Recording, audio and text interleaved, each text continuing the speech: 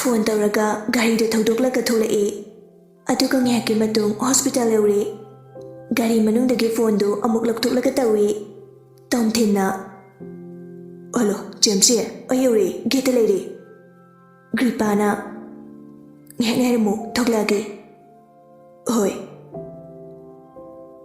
Phone do gaktalaga gari dagi kumthadabida gari dagi mi chathok chasin tawribadu yenglaga lei Pung taruk makai tarabani ing thamtha matamnina pung mamamabani adubu hospital oibana mayidi pungan ngan kai thali asumna angan baduda suming lakpada magi mamang oirapna nupi ama leplaga leibadu urai nupi du makuda che ama supairi mamituna leiriba pharmacy duda amuge mana pairiba che duda amuge amu mapidu fatai tokduna leplaga leibadu ubada Tomthin gari dagi kumtharaklaga tholai aduga nupidugi manakta tablik laaga nupidugi mamangda lepi nupidu mathanda kana leisatapagum mapi ira chena leirambadu magi mitmangda mi ama leibagi sound phangbaduda mamitu yenglai Tomthin nupidu ubada thoini hena ngakpokpokte aduna yam tapna hari Abe Sida kanangam da biyawge. Ningol mapi ira chena makon isisina. Ipok ngam da bagi lampani. Apok da hauchi. Ida kap ka da bagi lahin da batolok pani. Atuda. Mamai du non thaduna amuk laikre. Tomthinna. Nangna thandaru laise. Ningol mangak to hairaga. Apokalai Tomthin ingon gi matawduda haifet yenglaga nangai khangdrabo nahamuk ama nga fabagi da lakpado nini sandiwida aduduni ningol Tomthin da haifet yengi otega nam yaurokjo nuini khagdaro Tomthin du ningon na pairiba sedu mana lauraga yengi Nang sida layo, hidak layuge. Si haraga pharmacy da changlaga hidak tu layraga amu ningon da pirai. Si chango hidak si ngaraga layramani. Ningol Tomthin da yenglamaga hidak tu lauraga kari swaramdana prap chensingkri. Tomthin su chakriba nupi tu da yengamaga gari manakta amu tabli laklaga wakal amu khalaga lay. Mana dum leiringida gripadu hatu thoklaga kari unglino aduda nathanda Tomthin phatyeng laga nongmi tauna sum wakala makhaline yamda khalo lao chalase ai wabane sidore hoi chalase ani du gari du thawdoklaga thorai ngaki matung gari du gripa hoigi geta khamlare Kaino, sida khamisibo, changaro hairo. Changaro gi Jamesi, ayadum chakhrage. Hoi. Gripa gari dagi kumtharaga. Chanoko, phasana thau gari gado. Hoi aribi. Kuire, naura davani. Nahol hari ni khudi, ado chakhrage ko. Hoi, chalo. Tomthin su gari da thauraga chakri gripa mayimda changlai mana lakpada mapa halamdri leimana yauredana Tomthin di chatkrida changsigi adri adam chakri ise anthopani ne aikhoi bungona di chaka chadri noyeni laga chagena thengbeduda aidum chalo hairaba phare nachina naw chatho law Aikhoi pabung di halakdri bo. Halakdri. Imadi saksarabo. Chadri noi pabung la aga charagi imadi. Chalo napina ro hong do ro. Ai bungom da kaurukhige. Hoi. Laima machagi manakta la aga. Bungo noi James lai. Chaksi sa tho ulo. Tomthin di sida changamdri. Adum geta gedum chakramali ne. Grishana Hoi Lao ꯃꯃꯥꯗꯨ ꯊꯣꯛꯈ꯭ꯔꯦ ꯒ꯭ꯔꯤꯁꯟꯅ ꯂꯥꯛꯑꯒ ꯍꯥꯏꯔꯣ ꯍꯥꯏꯔꯒ ꯁꯣꯅꯣꯗꯤ ꯀꯤꯝꯇꯅ ꯍꯥꯏꯔꯝꯗꯒ ꯆꯠꯈꯤꯅꯦ ꯑꯁꯨꯝ ꯇꯧꯗꯅ ꯃꯆꯤꯟ ꯃꯅꯥꯎ ꯑꯅꯤꯗꯨ ꯆꯥꯛ ꯄꯤꯖꯈ꯭ꯔꯦ ꯑꯗꯨꯒ ꯇꯨꯝꯕ ꯆꯪꯅꯈ꯭ꯔꯦ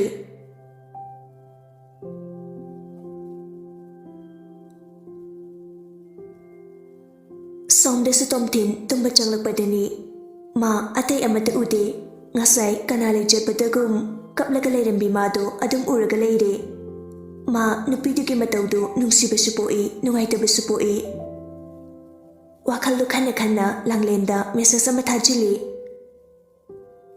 ꯀꯩꯗꯧꯔꯤꯒꯦ ꯂꯥꯡꯂꯦꯟꯅ ꯇꯨꯝꯃꯒꯦ ꯇꯧꯔꯤ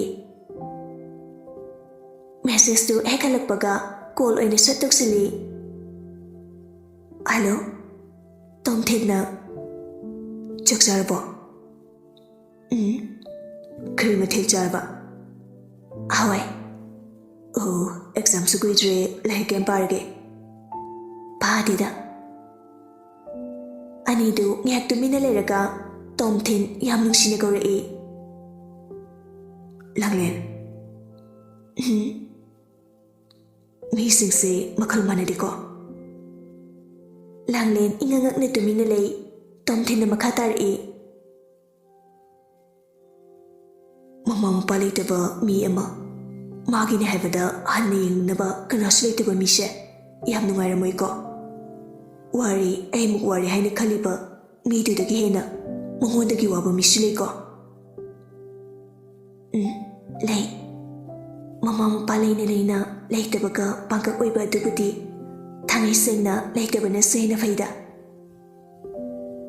ꯑꯔꯩꯕ ꯃꯤꯗꯤ ꯑꯗꯨꯝꯅ ꯈꯜꯂꯤ ꯊꯥꯡꯉꯩ ꯁꯦꯡꯅ ꯂꯩꯇꯕ ꯃꯤꯗꯨꯗꯤ ꯇꯁꯦꯡꯅ ꯋꯥꯔꯝꯒꯅꯤ ꯃꯥꯒꯤ ꯃꯇꯧꯗꯣ ꯌꯦꯡꯕꯗ ꯌꯥꯝ ꯅꯨꯡꯉꯥꯏꯇꯦ ꯂꯩꯅ ꯂꯩꯅ ꯂꯩꯇꯕꯒ ꯆꯞ ꯃꯥꯟꯅꯕꯗꯨꯗꯤ ꯂꯩꯇꯕꯅ ꯍꯦꯟꯅ ꯐꯩꯌꯦ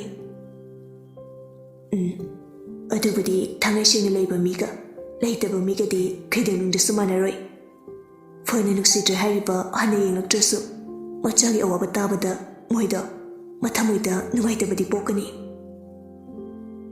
ꯂꯥꯡꯂꯦꯟ ꯋꯥꯗꯨ ꯂꯩꯊꯣꯔꯛꯏ ꯀꯩꯗꯧꯔꯤꯒꯦ ꯅꯪꯗꯤ ꯐꯝꯃꯤ ꯑꯗꯣ ꯉꯁꯤ ꯅꯤꯡꯊꯤ ꯀꯣꯏ ꯆꯠꯂꯦ ꯍꯥꯏꯗꯣ ꯒ꯭ꯔꯤꯁꯅ ꯄꯥꯎ ꯇꯝꯂꯛꯇ꯭ꯔꯣ ꯊꯝꯂꯛꯇꯦꯗ ꯂꯥꯡꯂꯦꯟ ꯅꯣꯛꯃꯤ ꯅꯣꯛꯃꯤ ꯇꯧꯔꯒ ꯉꯁꯤꯗꯤ ꯅꯤꯡꯊꯤꯅ ꯈꯔ ꯂꯥꯛꯅꯈ꯭ꯔ ꯃꯥꯜꯂꯤ ꯒ꯭ꯔꯤꯁꯟꯗꯣ ꯉꯥꯡꯕꯒ ꯈꯨꯝꯗꯒꯤ ꯆꯠꯈ꯭ꯔꯦ ꯍꯥꯏꯔꯤ ꯅꯤꯡꯊꯤꯅ ꯑꯗꯨꯒꯤ ꯑꯣꯏꯇꯥꯔꯦ ꯃꯣꯏꯗ ꯑꯝꯇ ꯆꯪꯉꯣ ꯍꯥꯏꯔꯛꯏꯗꯣ ꯉꯁꯥꯏ ꯉꯁꯥꯏ ꯅꯤꯡꯊꯤ ꯏꯕꯥꯅꯤ ꯋꯥꯔꯤ ꯁꯥꯟꯅꯩ ꯅꯪꯉꯣꯟꯗꯁꯨ ꯀꯣꯜ ꯇꯧꯕ ꯑꯗꯨꯗ ꯅꯪꯗꯤ ꯄꯥꯏꯔꯛꯇ꯭ꯔꯦ ꯑꯩ ꯈꯪꯍꯧꯗ꯭ꯔꯦ ꯒꯥꯔꯤ ꯀꯟꯅ ꯊꯧꯔꯤꯕ ꯖꯦꯝꯁꯤꯒ ꯄꯨꯟꯅ ꯂꯥꯛꯄꯗ ꯄꯥꯏꯗ꯭ꯔꯕ ꯑꯗꯣ ꯅꯣꯏꯒꯤ ꯏꯆꯤꯟ ꯏꯅꯥꯎꯁꯦ ꯀꯌꯥ ꯁꯨꯒꯦ ꯑꯩ ꯏꯇꯣꯝꯇꯅꯤ ꯑꯗꯨꯒ ꯖꯦꯝꯁꯤ ꯍꯥꯏꯗꯨꯅ ꯀꯅꯥꯅꯣ ꯒ꯭ꯔꯤꯁꯟꯒꯤ ꯃꯆꯦꯅꯤ ꯒ꯭ꯔꯤꯁꯟꯁꯦ RKꯔꯣ ꯃꯥꯅꯤ ꯑꯗꯣ ꯑꯩꯈꯣꯏꯒꯤ ꯄꯨꯟꯅ ꯁꯥꯏꯅꯤꯒ ꯒ꯭ꯔꯤꯁꯟꯒꯁꯦ ꯀꯔꯤ ꯊꯣꯛꯅꯒꯦ ꯌꯥꯝ ꯀ꯭ꯂꯣꯁ ꯑꯣꯏꯅ ꯋꯥꯔꯤ ꯁꯥꯔꯤꯗꯣ ꯀꯩꯁꯨ ꯊꯣꯛꯅꯗꯦꯗ ꯍꯥꯟꯅ ꯁꯦꯀꯦꯟꯗꯔꯤ ꯄꯨꯜꯂꯤ ꯑꯗꯨꯒ ꯒ꯭ꯔꯤꯁꯟꯅꯁꯨ ꯈꯪꯅꯔꯛꯄꯅꯤ ꯍꯧꯖꯤꯛꯇꯤ ꯑꯦꯛꯁ ꯑꯣꯏꯔꯕꯅꯤ ꯑꯩꯁꯨ ꯈꯪꯅꯔꯛꯄ ꯃꯥꯜꯂꯦꯕ ꯁꯥꯏꯅꯤꯒꯤ ꯃꯑꯣꯡꯗꯣ ꯃꯑꯣꯡꯒ ꯌꯥꯝ ꯈꯪꯉꯤꯅ ꯅꯪꯗꯤ ꯑꯗꯨꯏ ꯅꯠꯇꯦꯗ ꯁꯨꯝ ꯃꯥꯟꯕꯅꯦ ꯍꯌꯦꯡꯗꯤ ꯅ꯭ꯌꯨ ꯌꯔꯅꯤ ꯅꯃꯥꯟꯅꯕꯤꯒ ꯄꯨꯜꯂꯣꯏꯗ꯭ꯔꯣ ꯄꯨꯜꯂꯣꯏꯗ ꯑꯗꯣ ꯅꯤꯡꯊꯤ ꯍꯣꯏꯗꯕꯨꯗꯤ ꯆꯠꯇꯣꯏꯅꯤ ꯏꯕꯥꯅꯤ ꯈꯛꯇ ꯄꯨꯜꯂꯅꯤ ꯑꯗꯨꯗꯤ ꯍꯌꯦꯡ ꯑꯩꯈꯣꯏ ꯄꯨꯟꯅ ꯀꯣꯏꯕ ꯆꯠꯂꯨꯁꯤꯔꯣ ꯑꯩꯈꯣꯏꯁꯨ ꯀꯩꯁꯨꯝ ꯆꯠꯂꯣꯏ ꯀꯣꯏꯕꯁꯨ ꯆꯠꯇ ꯀꯨꯏꯔꯦ ꯑꯩ ꯅꯤꯡꯊꯤꯒ ꯇꯥꯟꯅꯔꯛꯈꯤꯒꯦ ꯍꯣꯏ ꯑꯩ ꯒ꯭ꯔꯤꯁꯟꯗꯁꯨ ꯍꯥꯏꯈꯤꯒꯦ ꯍꯣꯏ ꯑꯗꯣ ꯅꯪꯁꯨ ꯄꯣꯊꯥꯔꯣꯀꯣ ꯑꯩꯁꯨ ꯇꯨꯝꯃꯒꯦ ꯇꯣꯝꯊꯤꯟꯗꯨ ꯊꯝꯗꯤ ꯊꯝꯅꯤꯡꯗꯕꯅꯤ ꯑꯗꯨꯕꯨ ꯎꯄꯥꯏ ꯂꯩꯇꯦ ꯍꯣꯏꯗ ꯇꯥꯔꯦ ꯍꯣꯏ ꯒꯨꯗ ꯅꯥꯏꯠ ꯒꯨꯗ ꯅꯥꯏꯠ ꯑꯁꯤ ꯍꯥꯏꯔꯒ ꯀꯣꯜꯗꯨ ꯊꯝꯃꯤ ꯑꯗꯨꯒ ꯅꯣꯛꯐꯦꯠ ꯑꯃꯨꯛ ꯇꯧꯏ ꯑꯁꯨꯝꯅ ꯋꯥꯈꯜ ꯅꯨꯡꯉꯥꯏꯅ ꯐꯃꯨꯡꯗ ꯍꯤꯞꯂꯒ ꯒ꯭ꯔꯤꯁꯟꯗ ꯑꯃꯨꯛ ꯀꯣꯜ ꯇꯧꯁꯤꯜꯂꯤ ꯋꯦꯇꯤꯡ ꯂꯩꯔꯝꯕꯗꯨꯗ ꯇꯣꯝꯊꯤꯟꯅ ꯑꯣꯏ ꯋꯦꯇꯤꯡꯒ ꯂꯩꯅꯤ ꯄꯨꯡꯗꯣ ꯑꯃꯨꯛ ꯌꯦꯡꯉꯤ ꯄꯨꯡ 12 ꯇꯥꯔꯗꯣ ꯀꯥꯟꯁꯤꯗ ꯃꯇꯨ ꯀꯅꯥꯒ ꯋꯥꯔꯤ ꯁꯥꯟꯅꯩꯖꯥꯅꯣ ꯑꯩꯁꯦ laibakti chiba mini pung thengla fawba new year ni kaina hainaraga wari samina dawba mi gamta leijadeba amma leidusudu aidanabu ituwaina khanjabagi wani mahanadi pura nostroni leimdoise chikhreda ko tomthinangi naraibakse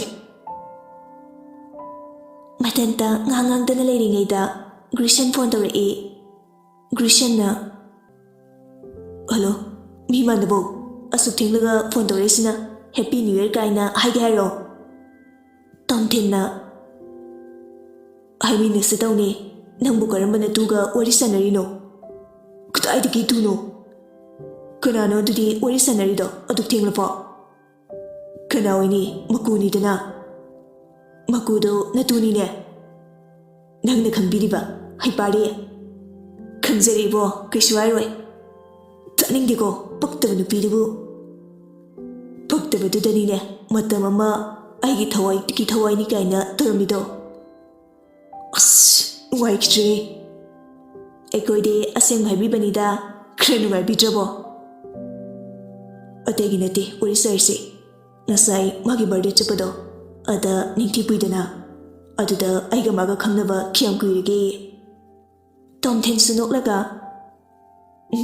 nangna kari haikrabadute kuire sinba longdore barton doraki kaina hajingkibane pare aduna phone bani silise college ta fange maridu taptagi konsilaga jambung ana mimang tumang khangde imana bana fawba hanglabani nangna koibrana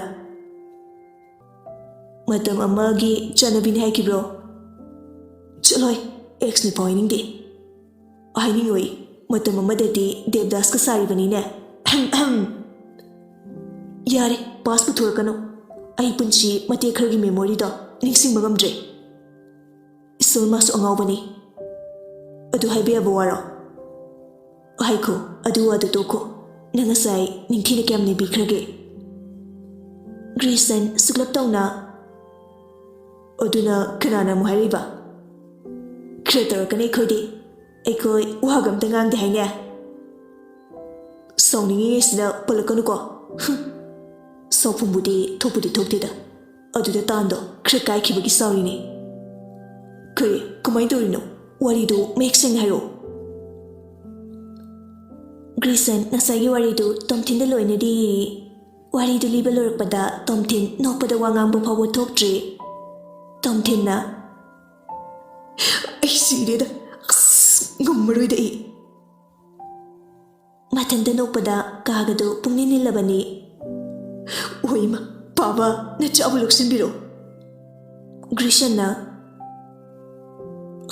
chumna no loksan handraso lori aikoi sathiba marumse nupina nebikre ningthido achapu kongde ade ai sire so holiko ado yengde aikoi ko bisa lusikeno mamam chayide nungai kibani handak chayide flop cheloi aina langlen hoida koi bacha sin ho kibani hoine adugumba pau nungai ba khra hayoba gyani dadre mado ningthi da hanglakhi na haikibani oi adu yade harasu yahlo hayo funny Grayson na happy new year tomthin phone da pungengi oi pungtare ne happy new year thamo natu da mo haijero ko thamo asi haraga phone da thamlaba matungda amu Grayson ningthi gi number du da happy new year thank you asi haraga message ama thajali aduga nokmi tawraka masu tumkhri